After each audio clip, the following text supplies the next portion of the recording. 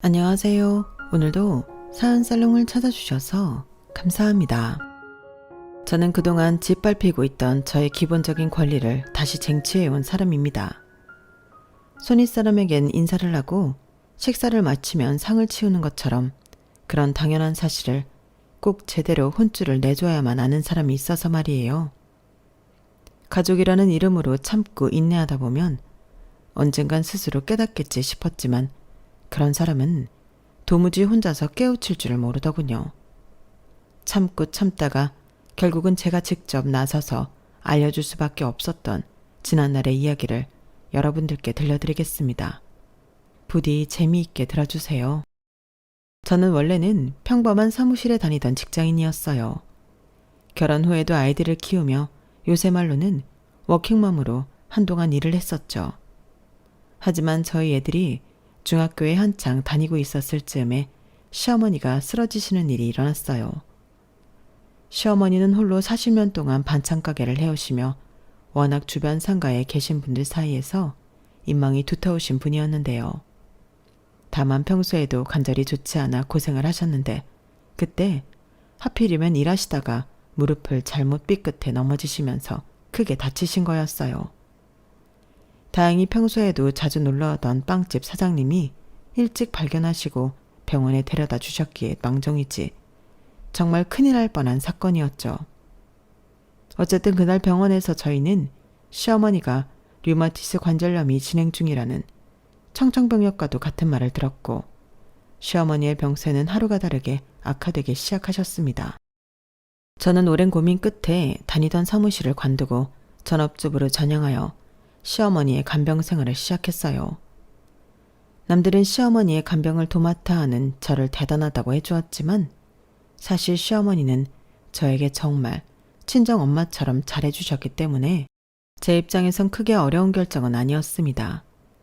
직장을 관두기 전 고민한 것도 두 아이들을 키우고 있기 때문에 경제적인 고민을 했던 것이지 시어머니를 모시는 것 자체에 대한 고민은 아니었어요. 제가 시어머니 곁에서 밀착 간병을 해드리자 시어머니는 정말 미안해 하시면서도 고마워하셨답니다. 아가야, 정말 미안하구나. 내가 평소에 조금만 더 내 몸을 잘 돌볼 걸 그랬다. 나 때문에 이렇게 일도 못하고 하루 종일 굳은 일만 하니 어쩜 좋니? 아니에요 어머님. 어머님이 저에게 해주신 게 얼만데요. 저는 부모 없는 애라고 어렸을 때부터 하도 손가락질 당해서 절대 이런 집엔 시집 못 올 줄 알았는데 어머님처럼 좋은 분을 시어머니로 만나게 될 줄은 정말 꿈에도 몰랐어요. 제가 민성이 재성이 키울 때 어머님이 도와주신 거 이렇게나마 조금 갚는 거예요. 넌 본래가 심성이 바르고 착해서 뭘 해도 잘하고 어디 가서도 사랑받을 아이다. 오히려 너처럼 착하고 똘똘한 며느리를 얻은 게 내 복이지. 말년에 이렇게 간호도 해주고 말동무까지 해주다니 말이야. 우리 영애가 널 반만 닮았으면 좋으련만. 아가씨도 심성은 고운 분이세요. 순수하시고요. 네, 그럼요. 시어머니는 저를 아껴주시면서도 늘 시누이를 걱정하셨어요. 아무래도 시어머니가 걱정하시는 데엔 다 그럴 만한 이유가 있었는데요. 남편과 8살 차이로 막둥이로 태어난 시누이는 정말 세상 물정 모르고 오냐오냐 자란 티가 팍팍 나는 사람이었거든요. 처음 제가 시집을 왔을 때 남편과 저와도 나이 차이가 한참 나는 시누이를 보고 어느 정도는 사랑을 많이 받고 자랐겠다는 생각을 하긴 했어요. 하지만 정말로 손에 물 한 방울 안 묻히고 자란 정도일 줄은 몰랐죠. 일상 속에서도 가족 행사가 있을 때도 시누이는 자기 밥그릇 설거지 한 번을 안 했고 세탁기를 돌릴 줄도 몰랐어요. 하지만 그런 것보다 더 시누이를 철부지로 보이게 하는 건 바로 시누이의 말과 태도였어요. 세상에 언니, 핸드크림 좀 바르고 사세요. 안 그래도 이제 나이도 있는데 손 보니까 더 늙어 보여요. 어머, 목주름도 관리 좀 하셔야겠다. 저도 당연히 출산하고 나이가 드니까 주름 좀 생기는 건 당연하죠. 제가 그런 거 관리할 시간이 어딨겠어요? 나는 맨날 시간 내서 열심히 관리하는데 저처럼 부지런히 하면 돼요. 아, 맞다. 어제 입은 제 원피스는 세탁소 맡겨주세요. 소매에 묻은 얼룩 좀 지워달라고 하고 남을 평가하며 무례한 말들을 아무렇지도 않게 내뱉는 건 기본이고 자기 주변 사람은 누구라도 시녀 취급을 하며 불어댔거든요. 신우이는 자기 치장 열심히 하고 사는 것 외엔 아무것도 열심히 하지 않으면서 스스로가 자기 관리에 철저한 사람이라고 믿곤 했죠. 그래서였을까요? 나이 차이가 많이 났음에도 저희 부부와 신우이 부부는 거의 2년 차이로 결혼을 했어요. 어느 날 갑자기 아이가 생겼다며 세상이 무너지듯이 엉엉 울더니 애아빠가 호텔에서 결혼식을 치러주겠다고 하자 또 신이 나서 웨딩드레스를 보러 다니며 공주놀이에 심취하다가 시집을 가버렸죠. 신우이가 시집을 간 뒤로 시어머니는 안 그래도 잔소리를 쉽게 못하던 신우이에게 더더욱 쓴소리를 못하게 되셨고요. 그리고 당신 작은 딸을 잘못 키운 걸 두고두고 후회하셨답니다. 시어머니의 근심을 잘 알았기에 왜인지 저도 신우이한테는 한 수 접고 들어가 주게 되더라고요. 신우이와 저 사이에 불화가 생기면 시어머니가 더 마음이 안 좋으실 거라는 걸 누구보다 잘 알았기 때문이에요. 그리고 신우이의 장단을 맞춰주고 나면 어김없이 신우이가 제게 고맙다며 고생했다고 하시는데 그러면 제 마음도 자연스럽게 풀어졌고요. 대기업 연구원에게 시집을 간 신우이는 지방으로 내려가 살았기 때문에 자주 보는 것도 아니었기에 철없는 신우이로 인한 스트레스는 그렇게까지 큰 문제가 되진 않았어요. 물론 시어머니가 오랜 기간 투병 생활을 하실 때 신우이가 신경도 쓰지 않았던 것은 마음속에 남게 되었네요. 제 간병을 도와달라는 것도 아니고 그저 가끔씩 얼굴만 비춰달라고 이야기해 보았지만 그럴 때마다 신우이는 이런저런 약속이 있다며 거절하기 바빴어요. 그렇게 시간은 흘렀고 시어머니는 건강 상태가 걷잡을 수 없을 만큼 좋지 않아졌을 때 당신의 마지막을 직감하셨는지 저에게 평생 꾸려왔던 가게를 남긴다는 말씀을 남겼습니다. 나 때문에 그간 바깥일도 못하고 집에만 있느라 많이 답답했지? 이 가게는 네가 받고 처분해도 되고 아니면 네가 하고 싶은 장사를 해도 된다. 그간 내가 너한테 빚졌던 것들 이걸로 조금이나마 갚는 거야. 아니에요 어머님 무슨 그런 말씀을. 그리고 그 가게를 가장 잘 활용할 수 있는 건 아무리 생각해도 너뿐이다. 우리 애들은 너만큼 야무진 애가 없으니 뭘. 에휴. 너무 걱정하지 마시고 늦었으니 일단 주무세요 어머님. 그런 대화를 나눈 지 얼마 되지 않아서 정말로 시어머니는 하늘나라로 떠나고 말았어요. 그래도 참 다행이라고 느꼈던 건 주무시는 중에 편안하게 가셨다는 거였죠. 선하게 살아오신 시어머니였기에 아마 하느님이 보살펴 주신 게 아니었을까 싶네요. 아무리 어느 정도 예견된 이별이었다고 해도 저는 장례식 때 정말 많은 눈물을 흘렸어요. 남편과 신우이도 참 많이 슬퍼했고요. 신우이가 철은 없을지언정 그래도 시어머니 가실 때는 조문객도 열심히 받고 예의는 차리려고 하더라고요. 장례식이 모두 끝난 뒤 저희 가족과 신우이 가족은 마지막으로 근처 중국집에 가서 식사를 하기로 했는데요. 이런저런 이야기를 조용히 나누는데 갑자기 신우이가 이런 질문을 해오더군요. 그래서 장례식 비용은 어떻게 처리해? 보험 처리 얼마나 해준대? 나중에 정리해서 알려주겠다고 했잖아. 그 얘기를 꼭 지금 해야겠어? 이 얘기가 뭐 어때서? 우리 식사 끝나고 바로 다시 내려가야 되는데 미리 알고 가면 편하잖아. 엄마가 장례식 비용에 보태라고 남겨주신 돈 있어. 그걸로 우선 처리하고 남은 금액은 계산해 봐야 돼. 지금 당장 하기는 힘드니까 이따 저녁에 알려준다고. 뭐 알았어 그럼. 오빠는 그런 거나 좀 미리미리 계산해 놓지. 그리고 엄마가 너 앞으로 남겨주신 거 있어. 엄마 집이랑 그동안 모아두신 거. 주말에 같이 처리하면 돼. 가게는? 가게 얘기는 왜 안 해? 그건 저한테 물려주셨어요. 네? 엄마 가게를 언니한테 줬다고요? 왜요? 이 사람이 엄마 아프기 전부터 가게 일 많이 도와줬잖아. 간병할 때 옆에서 요리도 맨날 했고. 아, 그래요. 잘 됐네요. 그럼 엄마 레시피를 그대로 배운 거예요? 거의 그러지 않을까 싶네요. 어머님 편찮으시기 전에도 어머님이 가르쳐 주신 대로 요리를 거의 다 했었으니까. 어머, 잘 됐다. 우리 엄마 가게 음식 맛있었는데. 우리 다음 달에 서울로 이사 가면 언니가 엄마 대신 요리 많이 해주세요. 다음 달에 서울로 올라온다고요? 네, 남편이 다시 서울로 발령 났거든요. 엄마 손맛이 계속 이어진다고 하니까 너무 좋다. 앞으로 자주 가야겠어. 갑자기 서울로 올라오게 되었다며 눈을 반짝이는 신우이를 보고 저는 왜인지 불안한 마음이 들었어요. 사실 그 전까지의 거리감이 살기 딱 좋았으니까요. 하지만 회사 문제로 인해 올라오게 되었다는 걸 뭘 어쩌겠어요. 저는 곧 웃으면서 자주 오시라고 대답했고 별일이야 있겠나 싶었어요. 가끔 신우이가 와서 음식 좀 집어먹는다고 아까울 것도 없었고요. 오히려 돌아가신 시어머니를 생각하면 제가 신우이의 반찬을 따로 챙겨서 가져다 줄 수도 있었으니까요. 어쨌든 저는 장례식이 끝나고 몇 주 동안 시어머니께 물려받은 가게를 운영하기 위해 꽤 오래 방치되고 있던 가게를 새롭게 청소하고 정리했어요. 가게 구조를 찬찬히 뜯어보니 그 공간은 식당을 차려도 괜찮을 만한 자리더군요. 원래 시어머니가 하시던 반찬 가게를 이어서 하려던 저는 조금 계획을 변경해서 그곳에 백반집을 차리기로 했어요. 시어머니께 배운 반찬과 함께 김치찌개 아니면 된장찌개를 제공하면 근처에 있는 직장인들에게 인기가 좋을 것 같다는 생각이 들었죠. 저는 몇 주 동안 고민하다가 김치찌개, 된장찌개, 제육볶음 단 3가지 메뉴만을 파는 백반집 식당으로 시어머니의 가게를 새롭게 오픈했답니다. 당시 막 정년퇴직을 했던 남편이 가게를 같이 운영하기로 했지만 요리를 못하니 배달이나 잡일을 도맡아 하기로 했고요. 그렇게 오픈한 저희 가게는 예상보다도 더 잘 운영이 됐습니다. 근처 회사원들만 와서 점심 장사나 잘 되겠거니 했던 것이 아침에는 동네 어르신들이, 저녁에는 퇴근하는 직장인들이, 그 사이에는 주변 상가 직원들이 식사를 하러 오더군요.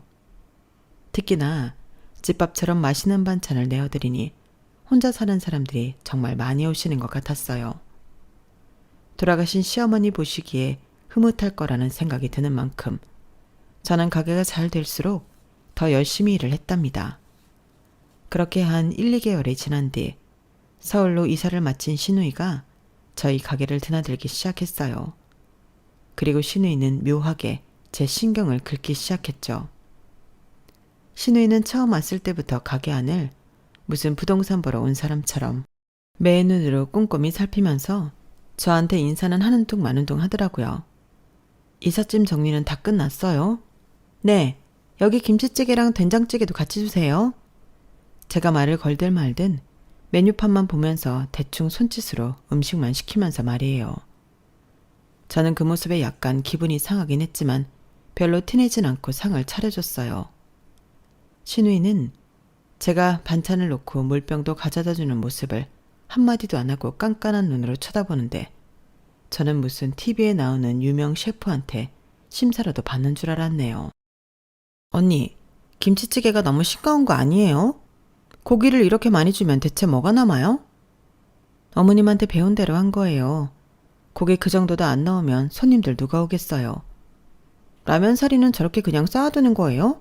사람들이 막 퍼가면 어떡하려고요? 여긴 거진 다 식사하러 오는 손님들이라서 라면 그렇게 많이 안 먹어요. 그리고 이것 때문에 여기 오는 손님이 얼마나 많은데요. 이거 그렇게 비싸지도 않고 손님들한테 퍼주기 좋아요. 수저는 개별 포장 같은 거 안 하세요? 이렇게 수저통에 전부 담아놓으면 개나 소나 다 손대는 거잖아요. 비위생적이게. 다른 식당이랑 별다를 거 없이 세팅하고 운영하는 건데도 신우이는 무리한 트집까지 잡으면서 이것저것 잔소리를 늘어놓았어요. 처음에는 신우이도 가게에 대한 애정이 있으니 좋은 마음으로 그러는 거겠지. 그렇게 좋게 생각하고 넘어가려고 했는데요. 한두 번 오고 말 줄 알았던 신우이는 그 뒤로도 몇 번이나 가게를 찾아오는 거예요. 그것도 올 때마다 5만 가지 잔소리를 장착하고서 말이죠. 그뿐만이 아니라 자기 친구들이나 주변 지인들을 전부 데리고 저희 가게를 찾아오곤 했어요. 그런 일이 여러 번 반복되니 마치 누구를 만날 때마다 저희 가게를 찾는 것만 같더군요. 언니, 지금 친구들 더 올 거거든요. 김치찌개 몇 개 부탁해요. 아이, 술이 다 떨어졌으면 그때그때 냉장고에 채워놔야지. 이 언니 참. 친구들이 더 온다고요? 자리가 없는데? 저녁 7시 이때쯤엔 사람 많은데 왜 이렇게 친구를 많이 불렀어요? 제가 저번에 밖에도 상 차려야 한다고 말씀드렸잖아요. 언니, 이 날씨에 밖에서 노상도 하고 그래야 손님들 더 많이 오지. 저희 가게는 술집이 아니고 밥집이라니까요. 언성 좀 너무 높이지 마세요. 사장님, 저희 라면 사리 좀 추가해 주세요. 손님, 라면 사리는 셀프예요. 식사비를 턱없이 적게 내는 건 기본이고 얼토당토하는 무리한 요구에 심지어 원래 있던 손님에게도 막대하는 둥 신우이는 말 그대로 진상 그 자체였죠. 특히 본인이 이 가게 주인이라고 생각하는 건지 가끔씩 자기가 사장인 듯 굴며 다른 손님들에게 불쾌감을 안겨줄 정도의 언행을 할 때면 저는 그 뒤에서 신우이의 언행을 수습하느라 진땀을 빼야 했어요. 라면 사리 제가 가져다 드릴게요. 너무 죄송해요. 여기 사이다도 같이 드세요. 이건 제가 그냥 드리는 거예요. 아니, 가족분이신 것 같은데 관리 좀 하셔야 되는 거 아니에요? 저희가 여기 식사할 때마다 오는 곳인데 요즘 너무 분위기가 달라졌어요. 안 좋은 쪽으로. 제가 잘 타일러 볼게요. 정말 죄송해요. 제 속이 부글부글 끓고 있는 걸 아는지 모르는지 신우이는 기어코 자기 돈으로 야외 테이블을 사서 가게에 가져다 놓았어요. 그리고 그게 본인 정용 VIP 의자라도 되는 양 올 때마다 보란듯이 펴놓고는 상을 차렸죠. 신우이와 왔다 가면 술병에 나뒹굴고 온 바닷가 테이블에 된장찌개며 김치찌개를 쏟아놓는 등 난장판이 되고 말았어요. 처음 한두 번이야 술 먹고 기분이 좋았나 보다 넘어가는 거지. 거진 반년을 그렇게 깽판을 치니 저희 인내심도 한계까지 다다르고 말았습니다. 당신 나랑 얘기 좀 해. 결국 저는 남편을 식탁으로 불러 앉힐 수밖에 없었죠. 무슨 얘기? 내가 무슨 얘기를 하겠어. 아가씨 얘기 말고 내가 화낼 게 뭐가 있느냐고. 당신이 아가씨 불러서 얘기 좀 해봐. 아니 하루 이틀도 아니고 대체 언제까지 이럴 거야? 당신도 오며 가며 아가씨 하는 거 다 보고 있잖아. 어쩜 한마디를 안 하고 그대로 내버려둘 수가 있어? 그래도 꼬박꼬박 찾아와 주는 게 어디야? 뭐? 지금 아가씨랑 그 친구인지 뭔지 아는 사람들을 보고도 그런 얘기가 나와? 가게 앞에 사람들이 많으면 사람들한테 홍보가 될지도 모르잖아. 걔도 생각이 있어서 일부러 친구 많이 데려오는 거겠지. 친구들 많이 데려오면 뭐. 그 손님들 중에서 자기 목 내고 가는 사람은 하나도 없어. 떼거지러 와서 그 진상을 피우고 가는데 돈 내는 사람은 아무도 없다니까? 손님을 많이 데려올수록 가게 손해야 손해. 알았어. 내가 한마디 할게. 잘 좀 말해봐. 아가씨가 자꾸 가게에 와서 이렇게 진상 피우면 있던 손님도 다 떨어져 나가. 안 그래도 자주 오시던 분들이 한마디씩 한다고. 알았어. 남편은 손을 휘휘 저으며 알겠다고 했지만 저는 결정적일 땐 물러터진 남편을 알기에 마음이 불안할 수밖에 없었어요. 그래서 몇 번이나 단호하게 똑바로 말하라고 남편을 다그칠 수밖에 없었죠. 며칠 뒤 남편은 가게 안으로 들어오면서 자기가 동생한테 잘 얘기를 하고 왔으니 걱정 말라며 호언장담을 했어요. 그래도 제가 걱정한 포인트를 잘 알아들었는지 제가 불안해하는 내용을 알아듣게 설명했다고 하더군요. 그렇게 말해주니 저도 걱정을 한시름 덜어놓을 수 있었네요. 기분 탓인가? 정말로 그 이후로 며칠 동안이나 가게는 평화롭고 조용한 듯 했죠. 하지만 단 4일 만에 신우이는 다시 가게에 나타났어요. 물론 전처럼 자기 손님을 떼거지로 몰고 와서 진상을 피우는 짓은 하지 않았죠. 대신 절 보는 눈이 대단히 안 익고 왔어요. 신우이는 절 시키지도 않고 알아서 술병을 가지고 가더니 전보다 더 깐깐한 눈으로 가게를 샅샅이 훑어보며 선심을 쓰는 듯한 말투로 이런 말을 해댔어요. 언니, 오늘은 장사 끝나고 바닥 좀 깨끗하게 닦아놔요. 지난번부터 느낀 건데 여긴 바닥이 너무 더러워서 밥맛이 뚝 떨어져요. 그래도 여기가 우리 엄마 가게였는데 저도 가게가 망하는 꼴을 보고만 있을 수는 없잖아요. 잔소리라고 생각하지 말고 다 언니 잘 되라고 하는 말이니 곱게 들어주세요. 누구 때문에 장사를 접을 뻔했는데 그딴 소리를 하니 속에서 천불이 있는 것 같았어요. 그래도 전처럼 사람들을 많이 불러오거나 술을 거나하게 마시면서 진상을 피우진 않으니 참고 넘어가 주었는데요. 아무리 곱게 그냥 넘어가 주려고 해도 신우이는 계속해서 가게에서 식사를 때우며 제 속을 박박 긁는 겁니다. 사람들 불러서 소란 피우지 말라고 했더니 그것만 안 하는 대신 제 속을 뒤집겠다고 아주 작정을 한 것처럼 말이에요. 언니, 이거 반찬 맞는 지 오래된 거죠? 오늘 아침에 다 만들어 둔 거예요. 그날 만들어두면 반찬은 다 나가서 남겨둘 것도 없어요. 진짜예요? 오늘 맞는 것 같지가 않은데. 아, 엄마가 물려준 가게인데 영 그때 손맛을 못 따라가시네. 매번 말끝마다 자기 엄마가 물려준 자기네 집 가게였던 이런 레파토리를 붙이면서 자기가 이 가게 진짜 주인이라는 뉘앙스로 말하면서 말이죠. 그뿐만 아니라 신우이는 자꾸만 다른 손님들이 들으면 크게 오해할 만한, 식당 운영하는 입장에서 들으면 가슴이 철렁할 만한 이야기를 툭툭 던지는 겁니다. 일부러 주변 사람들 들으라는 듯이요. 방금 의자 아래로 뭐가 지나간 것 같았는데? 언니, 여기 식당에 벌레 있는 건 아니죠? 저희 업체 쓰면서 방역 철저히 하고 있어요. 무슨 벌레가 있다는 거예요? 아니, 분명히 밑으로 지나간 것 같았다니까요. 어떤 벌레가요? 아가씨가 확실하게 봤어요? 그냥 느낌만 가지고 그런 얘기를 하시면 어떡해요? 아가씨, 방금 한 말에 책임지실 수 있어요? 뭐 그럼 아닌가 보지. 뭘 그렇게 예민하게 굴어요. 우리 집 가게였던 곳이 깨끗하길 바라니까 하는 소리지. 참나. 깜짝 놀란 제가 단호하게 본인 말에 책임질 수 있겠냐고 되물으니 신우이는 그제야 목소리를 줄이고 툴툴대면서 슬그머니 꼬리를 내리더군요. 하지만 신우이가 자꾸 이런 소리를 해대면 위험하겠다는 생각이 번쩍 든 저는 그날 가게 마감을 마치자마자 녹음까지 되는 CCTV를 주문했어요. 그리고 바로 며칠 뒤에 가게 안에 설치해 놓았죠. 신우이가 지정석처럼 앉는 자리가 중점적으로 보이도록 애초부터 CCTV를 한 대 더 구매해 설치했고요. 아니나 다를까 CCTV를 설치하고 얼마 지나지 않아 신우이가 또 가게를 찾아왔을 때였어요.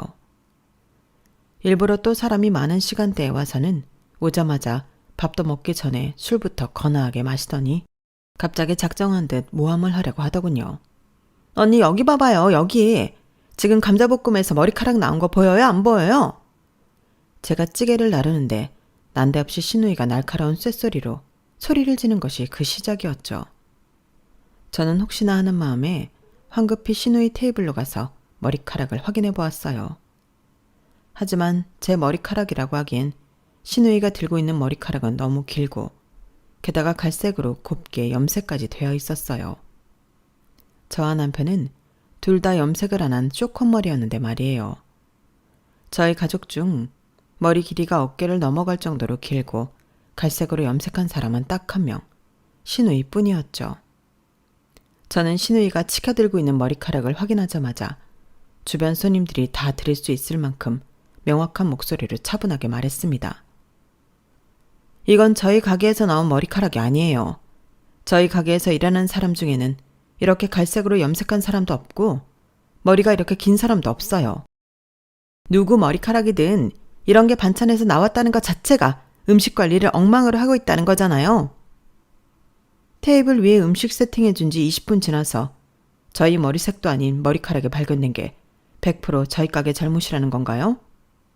지금 이 머리카락은 길이도 색깔도 아가씨 머리색이랑 일치하는데요. 제 머리색 아니거든요? 이봐요 언니. 잘못을 했으면 잘못했다고 사과를 하세요. 그러면 제가 사람이 실수할 수 있지 하고 넘어가 드릴 거 아니에요? 왜 이렇게 박박 우기기만 하세요? 제가 저희 엄마 가게 관리 제대로 못한 거 가지고 뭐라도 하기라도 해요? 제가 관리를 소홀히 해서 일어난 일이 아니니까 그렇죠.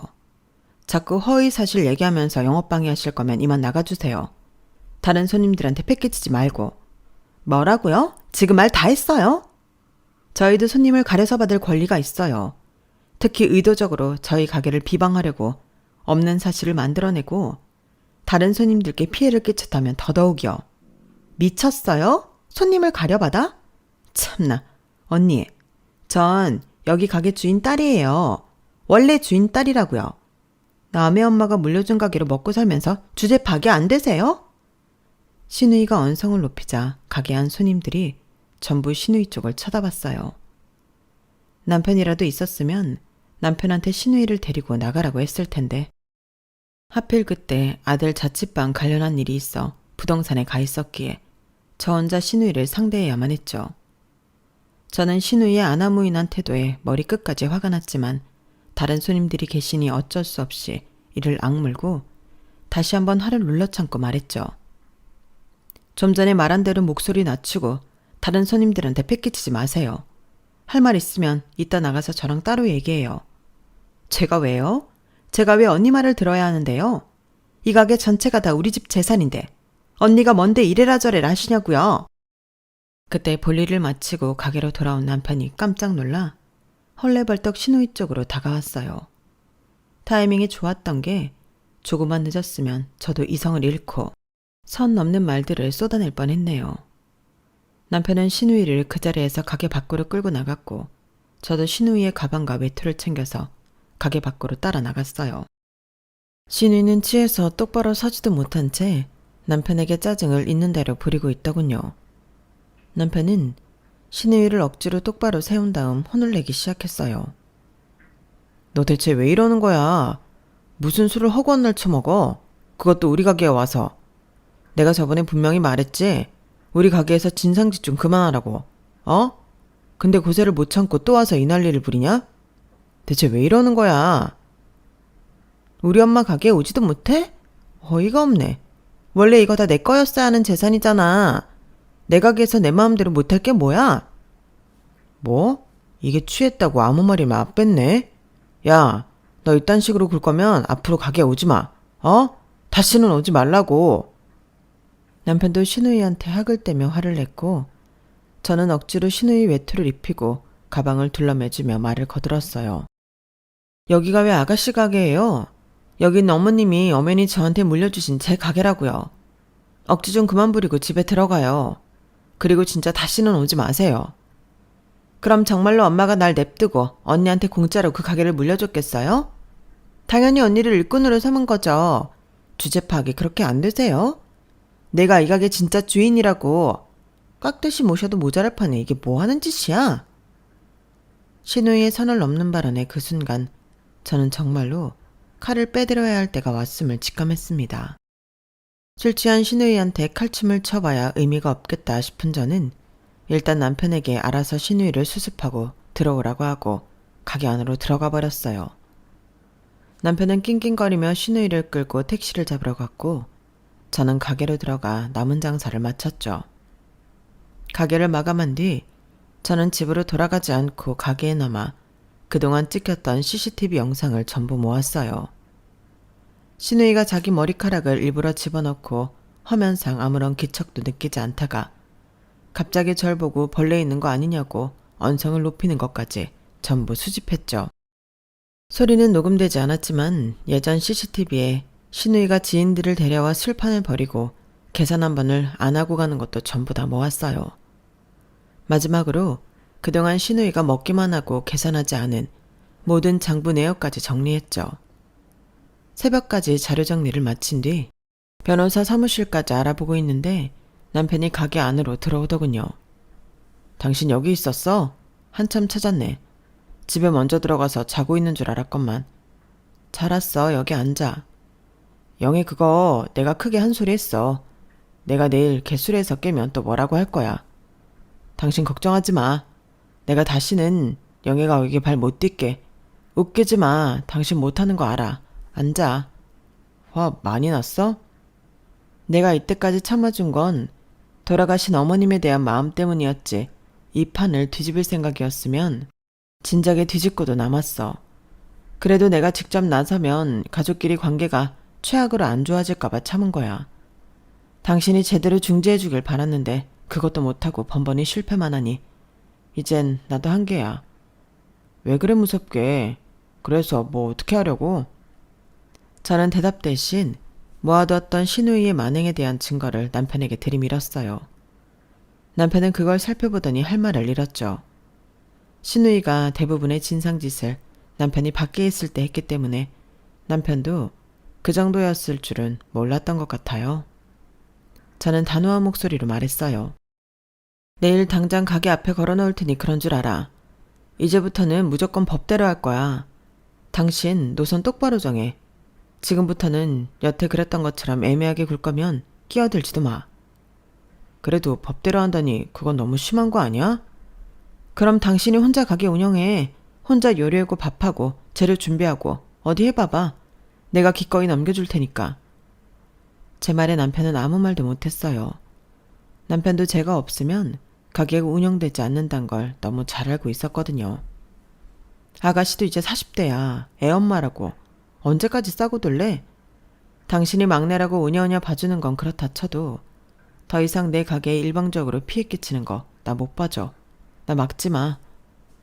그래 알았어. 막지 않을게. 나도 솔직히 이렇게까지 당신이 피해보고 있는 줄은 몰랐어. 당신이 하고 싶은 대로 해. 내가 그동안 우유부단하게 굴어서 미안해. 남편은 마른 세수를 하며 알겠다고 제 편이 되어주겠다고 했죠. 남편의 진심이 담긴 사과에 전 마음이 조금 괜찮아졌네요. 저는 그날 아예 한숨도 자지 않고 바로 변호사 사무실에서 상담도 받고 가게 오픈 준비를 마치자마자 문 앞에 CCTV 사진과 함께 외상 장부를 매달아 놓았어요. 그리고 그 옆엔 매장 안 영업 방해 행위, 허위사실 유포 등 문제 행동 시 경찰 부르겠음 이라는 문구를 대문짝만하게 붙여놓았죠.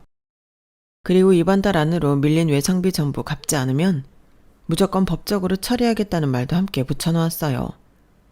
그날 점심 장사가 끝나고 살짝 한가해졌을 때 신우이가 가게로 들어오더군요. 얼굴은 팅팅 부은 채로 가게 앞에 자기 사진을 왜 걸어놓았냐고 짜증을 내면서요. 저는 눈 하나 깜짝 안 하고 말했죠. 보면 몰라요? 진상 손님으로부터 제 가게를 지키려는 거잖아요. 지금 나더러 진상 손님이라는 거예요? 네, 정확히는 아가씨만 진상 손님이세요. 왜 오셨어요? 외상비 갚으러 왔어요? 해장하러 왔지 그럼. 뭐요? 외상비? 네, 식당에서 밥을 먹었으면 밥값을 내야죠. 그동안 밀린 외상비 이번 달 안으로 갚으라고 써붙인 거 못 봤어요? 내가 왜 돈을 내야 돼요? 그동안 제가 먹은 거 일일이 다 계산하고 있었어요? 외상비 안 내실 거면 나가요. 진산 손님한테는 밥 안 팝니다. 지금 우리 엄마 가게에서 나한테 돈을 받겠다는 거예요? 외상값 갚을 거 아니면 나가세요. 안 그럼 영업방해죄로 지금 바로 경찰 부를 거예요? 그동안 모아두었던 증거가 차고 넘쳐서 경찰 오면 바로 잡혀 들어가시겠네. 신우이는 얼굴이 벌개져서 아무 말도 못하고 입만 뻐끔거렸어요.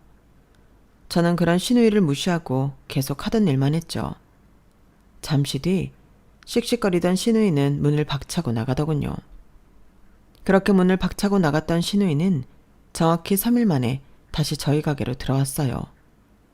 한 손에는 제가 보낸 소장을 든 채로요.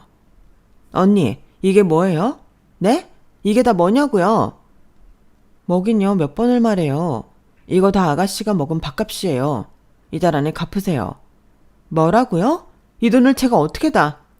오늘이 27일인데 이달까지라뇨. 그럼 법대로 하는 거고요. 여지껏 아가씨랑 아가씨 친구들이 돈도 안 내고 먹은 밥값이랑 아가씨가 식당 안에서 영업 방해했던 증거들 다 가지고 피해 보상도 받아야겠네요. 여기 우리 엄마 가게인 거 잊었어요? 네, 그래요. 법원에서도 어디 그렇게 말해보세요. 신우이는 또 한 번 아무 말도 못하고 얼굴만 벌개져서 어쩔 줄 몰라 했어요. 저는 그저 돌부처처럼 제가 할 일만 묵묵히 했죠. 외상비가 1,000만인 단위였으니 3일 만에 어디서 구해오기가 난감하긴 했을 겁니다. 제가 그런 신우이를 보며 그러게 남의 가게에서 마음대로 술을 괴짝으로 마시기 전에 정신을 차리지 그랬어요. 하고 한마디를 툭 던지자 신우이는 절 죽일 듯이 노려보고는 문을 박차고 나가더라고요. 그 모습을 보니 마음이 통쾌하긴 했네요. 근 1년 동안 갑갑했던 마음이 뻥 뚫린 듯이요. 다음날 저녁 신우이는 도저히 방법이 없었는지 저희 집으로 찾아왔어요. 이번에는 제 남편을 현관으로 불러내 있는 힘껏 징징대기 시작하더군요. 눈물까지 쥐어 짜내면서요. 하지만 저희 남편은 생전 처음 보는 단호한 모습으로 신우이의 말을 딱 잘라버렸어요. 그러게 누가 그렇게 술을 괴짝으로 처먹으래. 네가 나이가 몇 갠데 술 처먹고 진상짓만 하고 다니냐? 내가 커버해주려고 해도 떡하니 증거가 넘쳐나는데 그걸 무슨 수로 막아줘? 내가 신이냐? 오빠 와이프잖아. 언니가 나 못 괴롭히게 오빠가 말리라고. 내 와이프니까 내가 더 할 말이 없지. 내 와이프를 내가 어떻게 이겨? 그리고 네가 요만큼이라도 핑계거리가 있어야 말이라도 해보지. 네가 여태까지 요만큼의 여지도 없이 일방적으로 진상짓을 해왔잖냐. 고로 난 아무것도 못해줘. 가라. 남편은 신우이를 그대로 문 밖으로 밀쳐낸 뒤 깔끔하게 문을 닫고 들어와 버렸어요. 신우이가 문 밖에서 짜증을 부리든 말든 저희 부부는 하나도 신경 쓰지 않고 태연하게 잘 준비만 했네요. 그러자 다음날 아침 가게를 오픈하기도 전에 신우이가 저를 찾아왔어요. 돈 들고 왔어요? 제가 신우이 쪽은 쳐다도 안 보고 물어보자 신우이는 대답도 못하고 입술만 물어뜯다가 갑자기 제 앞에 무릎을 꿇더군요. 순간 저도 조금 당황하긴 했지만 이내 태연하게 행동했습니다. 이 정도로 호락호락하게 넘어갈 줄 일이었다면 처음부터 변호사 사무실은 찾아가지도 않았을 거라고 속으로 되뇌이면서요. 뭐 하는 거예요? 무릎 안 꿇어도 돼요. 밀린 외상비는 가져오시라고요. 알았어요. 언니가 이겼어요. 제가 죄송해요. 그니까 그 외상비 타령 좀 그만 좀 하시면 안 돼요? 그거 진짜 갚으라고 하는 소리 아니죠? 진짜 갚으라고 하는 소리가 아닌데 소장까지 적었겠어요? 그거 변호사 사무실 가서 적는 것도 다 비용 들어요, 아가씨. 저 장난하는 거 아니에요. 돈 가져온 거 아니면 이만 나가세요. 사과할 기회는 그 전에 이미 충분히 드렸고 그거 전부 본인이 걷어찼던 건 아가씨예요. 이제 본인 행동에 책임을 지세요. 아니, 어떻게 이렇게 매정해요? 제가 잘못했다니까요. 잘못했다는 말로 그 빚이 다 없어져요? 무슨 논리가 그래요? 저 진짜 돈 없어요. 언니가 소장 보낸 거 남편이 다 봐버렸다고요. 가뜩이나 남편이 카드도 다 막아버려서 돈 없는데 여기서 밥도 못 먹으면 전 어떻게 살아요? 그걸 왜 제가 봐줘야 하는데요? 일을 하세요, 일을. 일해서 돈 벌어서 밥도 드시고 외상비도 갚으세요. 제가 이 나이에 할 줄 아는 게 뭐가 있다고 어디 가서 일을 구해요. 신우는 결국 닭똥 같은 눈물을 뚝뚝 흘리며 신세한탄을 하기 시작했어요. 본인 자존심에 스스로의 치부를 드러내는 소리를 하기 죽도록 싫었을 텐데 정말 어쩔 수 없는지 줄줄이 자기 사정을 이야기하더군요.